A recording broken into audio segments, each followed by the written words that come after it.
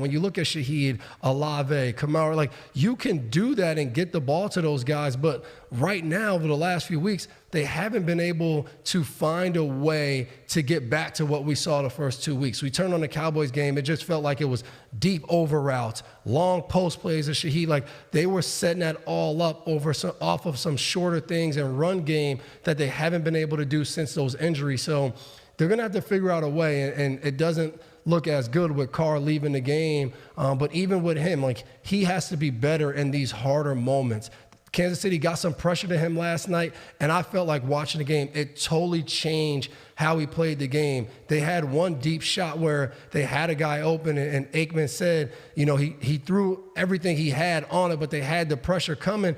And when you go and watch the replay, yeah, the blitz was coming, but he had time to step up in the pocket, similar to what we see Jaden Daniels do a few weeks ago on Monday night as the pressure's coming, step up, make the throw, and it seems like those are the moments where Carr has to be at his best for this team to be better.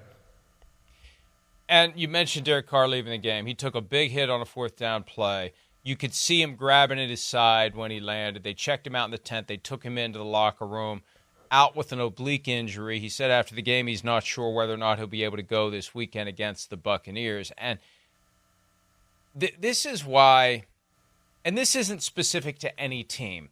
I remember a couple of years ago when there was a rash of what Chris calls nothing the passer penalties, where they had quick trigger on throwing the yellow flag anytime anyone breathed on a quarterback.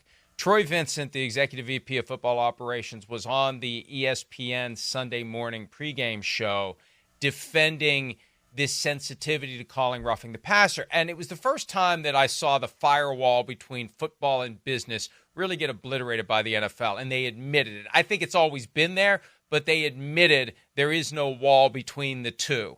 That, hey, look at all the highest rated TV shows. Look at all the most watched events of a given year. They're football games. And one of the reasons that football games do that well, because the quarterbacks are really good. And we need to keep our starting quarterbacks on the field. And I know last year the ratings still did well, even with a rash of quarterback injuries. But think about how you felt, folks. If you were watching that game last night, and if you're watching now, and thank you if you're watching now, the moment you know Carr's not coming back, that's the moment you turn it off, right? And if Carr can't play this week against the Buccaneers, that game all of a sudden has a lot less luster. That's why the NFL goes out of its way to protect quarterbacks. That's why you see the flags come out. I'm surprised one didn't come out there, frankly.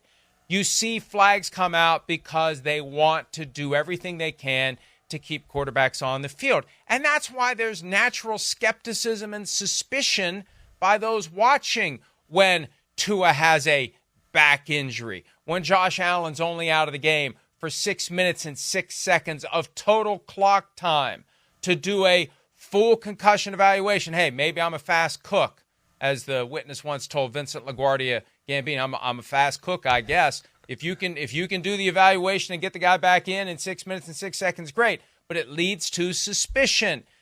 The business, the bread is buttered by quarterbacks. And if the quarterbacks aren't available, the business suffers across the board. So hey, Devin, if I didn't have to talk about this game today, I'd have bailed out the moment Jake Haener went in. Yep. Yeah, I mean, you said a lot right there. And as you watch that play with Derek Carr, you can see the official in the back. He is like this, locked in, eyes on the throw. As he goes to the ground, he's staring to see if he falls on, like, what's going to happen. You can see how important that is and the impact of what they're trying to do. And side note, Derek Carr, shout out Derek Carr, criticize him throwing under pressure. That's an absolute beauty right there that they have to catch. But on the other side of that is what you just spoke about. As much as they talk about player safety and all those different things, as we were watching the game Sunday and we saw Josh Allen go down, we were like, he's out of it.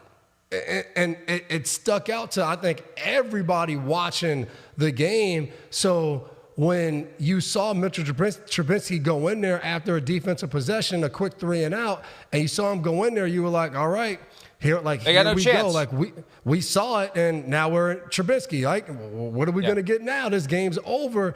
And then the next play, you see Allen run out of the tent, putting his helmet on, and you're like, oh, man. Like, did they really check him? Because the spotter up there, no matter, and I know he was down on the play, but no matter what he said hurt, it just felt like the spotter and the independent neurologist would be called in there right away because how that play looked. Because even at times when I was in a game, and I think one time I got my shoulder hit, and the doctor came down and our trainer was like, no, they said we need to evaluate you for a concussion.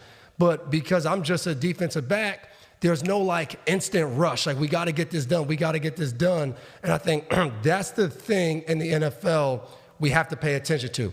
Who gets hurt? Who gets put in concussion protocol? And then determine, is it the same operation? Do they rush it a little bit? That's the thing when you talk about player safety, that the NFL is always going to be under a microscope from the fan base and people watching of how those things get executed. And there's a level of sensitivity at 345 Park Avenue to this, but I think you hit the nail right on the head. For certain players, it's almost like what we saw at the end of the game on Thursday night where they wanted to kind of help the Falcons get the ball. Like, everybody moves faster. We got to move, because they have a chance. They have a chance to clock it and kick the game tying field goal to force overtime. So let's go. And you're right. If it's And I remember this coming up in the aftermath of the Tua debacle, where I think they still maintain he had a back injury, but the NFLPA got involved when they were doing an investigation. There was an unaffiliated neurotrauma consultant who was relieved of his duties at the behest of the NFLPA because the guy was being, in their opinion, somewhat belligerent and combative in the interview process. But it was explained to me, we don't want this to be a checklist. We want this to be healthcare. And in certain moments, Devin, we all sense it. And even if folks don't like it, who are responsible for the checklist or the health care, there are times where it feels like an expedited checklist, not true health care. And I think we've articulated the core of the concern here. That's why people get a little squeamish when we see Josh Allen grabbing his helmet and rushing back to the field. Like, was he really? Like, wait a minute. He hasn't been out there that long. And I remember there was a time Russell Wilson just grabbed his helmet and ran back onto the field, and I don't think anyone even told him he could. So it's the urgency that everyone feels that butts up against this notion of we're providing health care to the player. I think it's almost impossible to reconcile the two in real time. Yeah, and we got to remember, like, it's human nature, and that's why you need procedures and protocols put in place to take away that human nature. Because when Josh Allen gets hurt and he's on the sideline, the trainer knows that they need Josh Allen back in. Shoot, he wants Josh Allen to get back in the game because everybody in the organization wants to win, but you need the right protocols put above everybody else. You need that you have to answer to certain things that are checklists, whatever you want to call it, to make sure that you don't send a player back out there and he's just not right. And that's the thing that's always talked about in the NFL, whether it's the players checking on each other when they get on the field, but when you have these big moments, they have to do a good job of that, because as important as it is to keep these quarterbacks on the field, I think the worst thing we see is when, obviously any player, but when the quarterbacks stay out there longer than they should be or they return too soon, is you see some of these really bad looking plays that overall I think is the worst for the league, because parents watch, young kids watch, and you see this and you're like, wow, this game is really scary, and we get it. The game of football is violent, has some really bad things that can happen, but as anybody who's played the game at any level, you understand how much fun and joy and strategic planning goes into the game of football that you want to be showcased and you want to be seen. So it's something I think I think it's hard to accomplish week in and week out because you do have to have the NFL passing down this information and these protocols to each and every team, and you have to have a presence there outside of the team to make sure you mandate things. But being on sidelines in the NFL, you know how hectic those things can be. You know how a player can come to the sideline saying, hey, it's not my head. It's not my head. It doesn't hurt. It was my chest or it's my ankle, like whatever it is. You know how those things get rolling in the heat of a game. But it just always feels like each and every year we have a few of these plays where it's like, wait, didn't they say the procedure and protocols are this? Did that really happen in that amount of time? Like, did this happen? So it just seems like there's a better job that can be done for these situations. And you're right, Devin. It is human nature. And you think about how, I mean, the goal is to win football games. And you think about how your former head coach, Bill Belichick, would take whatever the rules are, understand them, and then come up with a strategy that allows him to use those rules to achieve his goal. So when they tell you these are the steps to get a guy clear to get back on the field, I mean, the coach's inclination is going to be, okay, these are hurdles that we have to cross as quickly as possible to get my guy back on the field. And that's where the disconnect needs to be. The strategy goes out the window, and this is about healthcare. And it's easy to say it. It's impossible to do it. It's one thing to do it after the game. In the week leading up to another game, we're focused on the health care of the player. Focusing on the health care of the player at a time when the team has an urgent need to get the player back on the field, and there's a series of boxes that can legitimately be checked to get the player back on the field. Start checking the boxes and get the player back on the field. There's one other thing. Now that we're in the neighborhood of generally pissing off the folks who run the sport, and this probably upset them. I'm probably on their side here. This is where I piss off other people in the media, although I'm not going to fire a shot directly at Troy Aikman, in part because he could kick the shit out of me. But second of all, I like him, and I don't think he meant anything by it, okay? Sorry, London. But hey, he's a big guy. I mean, you get around these quarterbacks. I remember the first time I was around Boomer Esiason and Dan Marino at the Super Bowl at the media week stuff. I was like, where's the beanstalk you guys came down from? Holy crap. I mean, they're so much bigger than you realize on TV, and Troy Aikman is just like that. Anyway, the officiating on the pass interference calls and non-calls last night was a little questionable. There was the time that Xavier Worthy got wiped out and there was no flag. And then they did the makeup call later where it wasn't as bad, and he gets the flag. And I say that because when Jake Haener came in, there was a blatant instance of pass interference. I mean, just classic. Even you as a defensive player would admit it was pass interference. He lays on him before the ball gets in there. And Troy makes the comment, and I believe he makes it tongue-in-cheek. The officials probably just want to go home, okay? The problem with that is people believe that stuff. You got to be so careful in this day and age where everybody wants to put on the tinfoil hat, especially with gambling. You can't put that out in there even as a joke because there will be people who believe it. And I think they started to convince themselves that maybe they do. Maybe they do want to get out of here. We want to get out of here. We know this game's over. But again, I'm not trying to be critical of Troy. You never know what that trigger is going to be, Devin, that gets people to say, hey, he's right. And then when we start down that path of thinking about motivations other than just doing your job to the best of your ability, what other things could undermine it? The guy with one eyebrow and the gold chains in the at the back of the room at the bar who's got a pocket full of cash. Does that affect things too? So I just think it's a dangerous joke to tell. I got it. He didn't mean it, but you got too many people out there who are looking for anything they can say to point to say that the game is corrupted in some way, and then that's a risk that I think you don't want to take. I just visualized the guy with one eyebrow and the gold chains in the back of the bar. So I'm like really focusing on if I'm ever at a bar and I see that one eyebrow and the gold chains, go the other way. Get out of there. Go the other way, unless you need some money. But I mean, it is true, and I think even for Troy Aikman, you're sitting there and you're like, I mean, we're all kind of trying to get out of this game now. Like this game's wrapped up. We're trying to think, all right, how fast can we beat the traffic? Again, going back to it's kind of human nature. And when you see a play like that, I'm sure Troy Aikman's sitting up in the booth and he's like, That's pass interference. Like, he hits him early. He wraps his hand around the other side, which is a defensive back. They always told us if you go to get a pass breakup and that other hand swings and pulls, it's an automatic flag. And you have all that right there. He's early, he swings and pulls, and there's no flag. And it's a whole nother issue. I think the inconsistency of pass interference in the NFL and what it looks like, because I know Xavier Worthy's a small, fast guy. So, like, some of that contact to me is incidental, but because he's small and he falls right away, it looks like this, like, big contact, like the guy's pushing him. So, and again, it's really hard for the referees to officiate these things. But as you watch the games, like you turn on the Jets and Minnesota game, and it's like every time the Jets put a finger on the Minnesota receivers, it was like flag, pass interference, pass interference.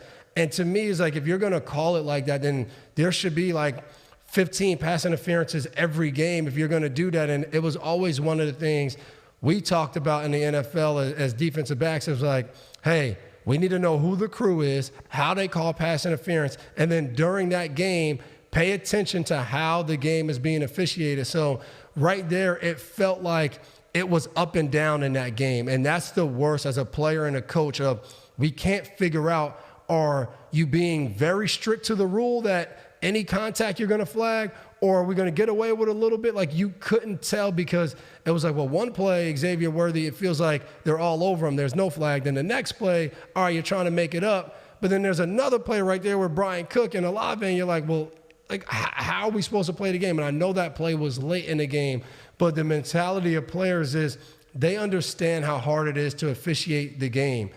They're just trying to pay attention to how it's being done that night and adjust to that. So the hardest thing is when you can't get a consistent kind of feeling of how the game's being officiated. And I know it's hard for the refs, but again, everyone has a job to do, like you said. So there has to be a standard of how that job's being done, and especially when we start talking about the overs, the unders, and all of these other things that go into these football games.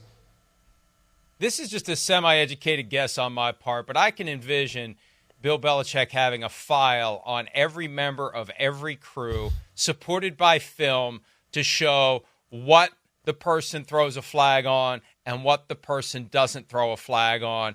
And that's probably some of the hours you guys would spend in the meeting room, not just studying the opponent, but studying the sensitivity or lack thereof of the officials who will or won't be throwing flags for illegal contact or pass interference. Especially if it was egregious, like whether it was offensive line holding, pass interference. We would go and like he would show us that on Saturdays before the game of, look, I'm telling you this is how they're calling it, but now I'm going to show you exactly what I mean. And we would know, hey, this crew is really into calling late hits, personal fouls. They don't want to take anything unnecessary after the whistle. So anything you do, this crew, they're going to flag it right away. Like, we wouldn't go into the game knowing all of those small things about how the game's going to get officiated. Because when you think about it, those plays sometimes change games. You know, the big pass interference for New Orleans was like a 40 or 50-yard bomb that Kansas City really wasn't completing all night, but they got it with that pass interference call. Yeah, I mean, that's a great point. It just shows you how many different details are out there and how many different ways you can attack your preparation for a game. And it's why coaches sleep in the office multiple nights a week, because there aren't enough hours to do everything you can do to address every possible variable. Even though you ultimately can't control the things that determine the win or the loss, there's a lot of things that you can control that help better position you to maybe overcome the things you can't control. And I think that's what it's all about at the end of the day. One last point. Speaking of late hits, I want to tie something together. About Xavier Worthy, you were saying how easily, you know, when you're jostling with him in coverage because he's small.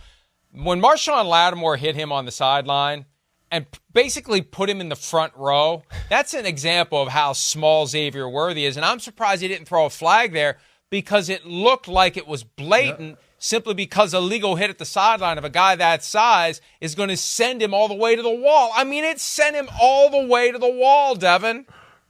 And I think Troy or Joe Buck, I think they said it on the broadcast of that looks late, and it didn't get called. And I remember the play because after it looked like Lattimore was looking at the fans shaking his head like, come on, I hit the guy in bounds. But that's the thing.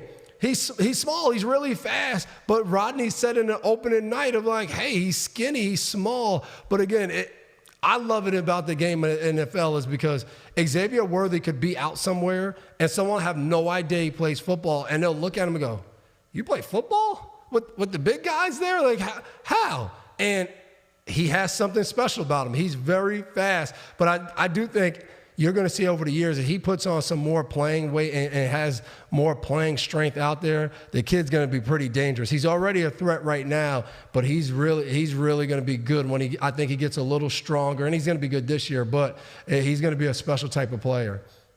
He scored a touchdown last night. He gave the ball to his mother. It was his mother's birthday. There's a great story of how close they've always been, and his mother should be very happy that Rodney Harrison has been out of football for 15 years. Because could you imagine, Devin, could you imagine, and I don't advocate this, I'm not trying to glorify it, I'm just stating facts here. Could you imagine if we could take those two eras and fold them together and have Rodney Harrison patrolling a secondary with Xavier Worthy out there? That's what we would be thinking it would not end well. It would not end well. That's all I have to say about that. And part of me thinks there's part of Rodney that would be like, oh, this kid's too small to now. And then the other part of Rodney would take over. The Rodney from 1994 to 2008 would eventually take over. There's no doubt about it. Him or Cam Chancellor, that would not be a pretty sight at all. Hi, it's Mike Florio. Thanks for watching PFT on YouTube. Hit subscribe for the latest news and analysis from Pro Football Talk.